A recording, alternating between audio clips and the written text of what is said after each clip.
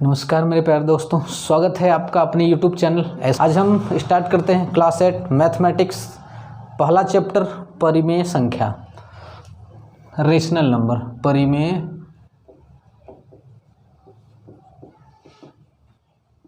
संख्याएं। तो देखते हैं परिमेय संख्या क्या होता है। परिमेय संख्या को हम इंग्लिश में बोलते हैं rational, RATIONAL, rational number. Rational number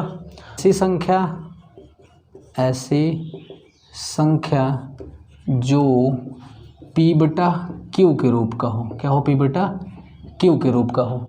जो संख्या P बटा Q के रूप का होगा उसे परिमेय संख्या कहेंगे। P और Q कैसा नंबर होगा? P और Q पूर्णांक होगा। P और Q पूर्णांक। P और Q कैसा होगा? पूर्णांक होगा।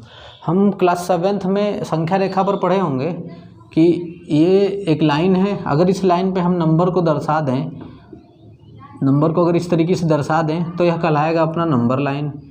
क्या कहलाएगा? नंबर लाइन कहलाएगा। ये जीरो है। जीरो को जब राइट साइड जाते हैं तो पॉजिटिव में 1 2 3 लेते हैं, जब लेफ़्ट साइड आते हैं तो निगेटिव में -1 -2 -3 इस तरीके से चलता है। और इन्हीं सारी संख्याओं को हम बोलते हैं पूर्णांक। क्या बोलते हैं? पूर्णांक बोलते हैं। इन सारी संख्याओं को पूर्णांक बोलते हैं। पूर्णांक का मतलब पूरा अंक होना चाहिए, चाहे वह पॉजिटिव में हो या फिर नेगेटिव में हो या फिर जीरो हो, पॉइंट में नहीं होना चाहिए। जैसे अगर मैं यहाँ पर लिख दूँ कि 0.2 यानी 0.2 और इसको पूर्णांक बोला जाए तो ये पूर्णांक नहीं। पूर्णांक का मतलब होता है पूरा अंक होना चाहिए। जैसे यहाँ पर है 1 2 3 इस तरीके से, और इधर -1 -2, तो ये क्या है? ये पूर्णांक है। तो यहाँ पर ऐसी संख्या जो P बटा Q के रूप का हो, P बटा Q के रूप का हो, P और Q क्या होगा? कोई पूर्णांक नंबर होगा, वह रेशनल नंबर कहलाएगा। क्या कहलाएगा? रेशनल नंबर कहलाएगा। अब इसको इरेज कर देते हैं। P = 0 बट Q ≠ 0, यानी कहने का मतलब ये है कि P यानी ऊपर तो 0 लिख सकते हैं बट नीचे 0 नहीं कर सकते। इसका मतलब यही है। P बटा Q है, P बटा Q, तो P की जगह तो 0 कर सकते हैं लेकिन Q की जगह 0 नहीं कर सकते हैं। यहाँ पर 0 नहीं कर सकते हैं नीचे, तब उस नंबर को परिमेय संख्या बोलेंगे। जैसे अगर हम यहाँ पर लिखें 5 बटा 6, हम इसको पढ़ेंगे क्या? हम इसको ऐसे पढ़ेंगे 5, ये जो है लाइन बटा में 6 यानी 5/6, और हम देख रहे हैं यहाँ पर 5 क्या है? 5 यानी 5 एक पूर्णांक नंबर है, और 6 भी क्या है? 6 भी एक पूर्णांक नंबर है।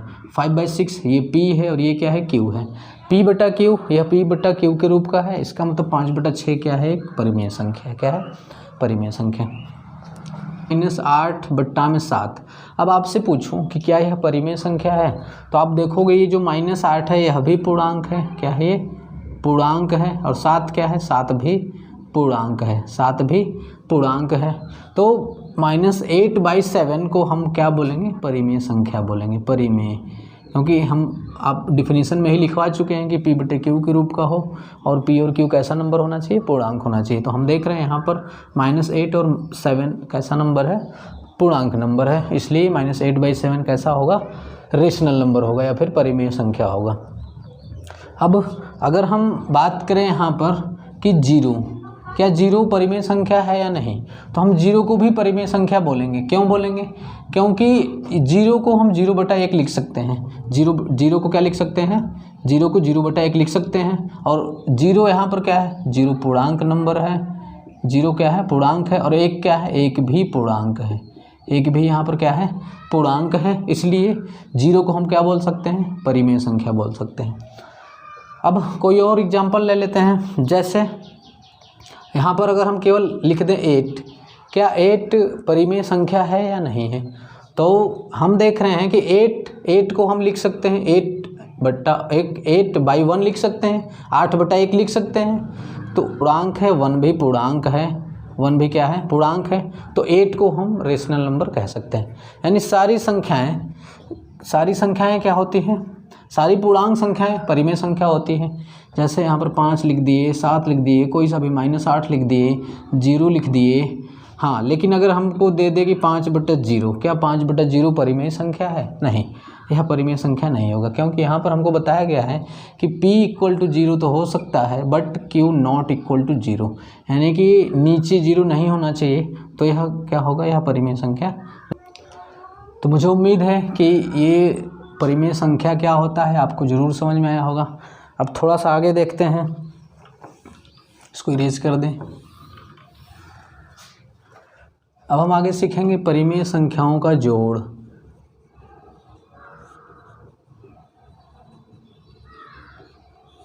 परिमेय संख्याओं का योग। जैसे यहाँ पर हम ले लेते हैं, मान लेते हैं हमको यहाँ पर दिया हुआ है 5/3 प्लस -1/2। ये 5/3 यह एक परिमेय संख्या है, -1/2 भी एक परिमेय संख्या है। इसको क्या करना है? जोड़ना है। तो इसको जोड़ने के लिए हमारे पास ये जो एक बात और मैं भूल गया, मैं आपको ये बता दूं कि जैसे यहाँ पर लिखा हुआ है 4/3, तो ये जो ऊपर वाला होता है, ऊपर वाले को हम बोलते हैं अंश। क्या बोलते हैं? ऊपर वाले को अंश बोलते हैं, और नीचे वाले को बोलते हैं हर। क्या बोलते हैं? हर। अंश को बोलते हैं न्यूमरेटर, और हर को बोलते हैं डिनोमिनेटर बोलते हैं। अंश को न्यूमरेटर बोलते हैं, हर को क्या बोलते हैं? डिनोमिनेटर बोलते हैं। तो यहाँ पर क्या है? ये 5/3 प्लस -1/2 दिया हुआ है, इसको हमको इसको ऐड करना है। तो इसको ऐड करने के लिए क्या करेंगे? हमारे पास दो तरीका है। एक तो क्रॉस मेथड, दो तरीका है। कौन कौन सा? एक तो है हमारे पास क्रॉस मेथड, और दूसरा क्या है? दूसरा तरीका ये है कि इसका जो हर होता है, हर का मतलब डिनोमिनेटर, हर का एलसीएम लेकर के इसको सॉल्व करें। हर का एलसीएम लेकर इसको सॉल्व किया जाए। हर का एलसीएम लेकर के इसको सॉल्व कर सकते हैं, क्रॉस मेथड और हर का एलसीएम। तो सबसे पहले हम सीखते हैं क्रॉस मेथड। इसको क्रॉस मेथड से कैसे करते हैं, उसके बाद हम सीखेंगे हर का एलसीएम लेकर के इसको कैसे सॉल्व करते हैं। अभी देखते हैं इसको इरेज कर देते हैं। हमको ये क्वेश्चन दिया हुआ है, तो हम क्या करेंगे? ये यहाँ पर ये जो ब्रैकेट लगा है, पहले उसको ओपन करते हैं। 5/3 ये प्लस है, ये माइनस। जब माइनस का प्लस में मल्टीप्लाई होगा यानी गुणा होगा तो ये माइनस हो जाता है। प्लस और माइनस क्या होगा? माइनस। 1/2 ये माइनस कैसे होगा? क्योंकि ये ब्रैकेट लगा हुआ है। जब ब्रैकेट लगा होता है उसके बाहर यहाँ पर प्लस है, इसका मतलब कि इस प्लस का इस माइनस में क्या है? गुणा है। और जब गुणा होता है प्लस माइनस का तो माइनस हो जाता है। यानी अगर इस तरीके से दिया हो प्लस प्लस, जैसे अगर मैं यहाँ पर ब्रैकेट लगा दूँ, इसके बीच में कुछ नहीं, मतलब क्या है? गुणा है। करेंगे तो प्लस आएगा, और माइनस का गुणा माइनस में करेंगे तो क्या आएगा? प्लस आएगा। यानी माइनस का गुणा माइनस में करेंगे तो भी प्लस आएगा, प्लस का गुणा प्लस में करेंगे तो प्लस आएगा। और अगर माइनस का गुणा हम प्लस में करें तो क्या आएगा? माइनस आएगा। और अगर प्लस का गुणा माइनस में करें तो भी माइनस आएगा। क्या आएगा? माइनस आएगा। ये हमको पता होना चाहिए कि जब प्लस का गुणा माइनस में करते हैं तो माइनस आता है, प्लस का गुणा प्लस में करते हैं तो क्या आता है? प्लस आता है। उसी तरह जब माइनस का गुणा माइनस में करते हैं तो भी प्लस आता है, और माइनस का गुणा जब प्लस में करेंगे तो क्या आएगा? माइनस आएगा। ये चीज़ें हमको पता होना चाहिए। यहाँ पर हम देख रहे हैं ये ब्रैकेट लगा हुआ है, इसके बाहर क्या है? प्लस है। इसका मतलब कि ब्रैकेट के अंदर इस प्लस का क्या है? गुणा है।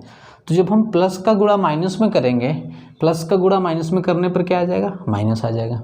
यहाँ पर आ गया। अब क्रॉस मेथड में करते क्या है?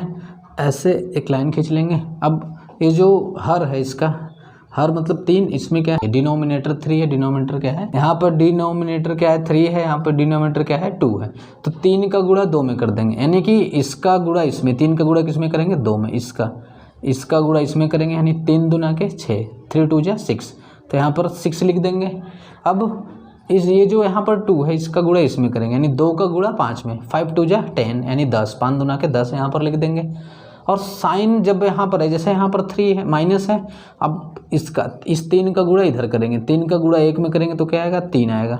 यहाँ पर बीच में माइनस है तो बीच में क्या लगा देंगे? माइनस लगा देंगे।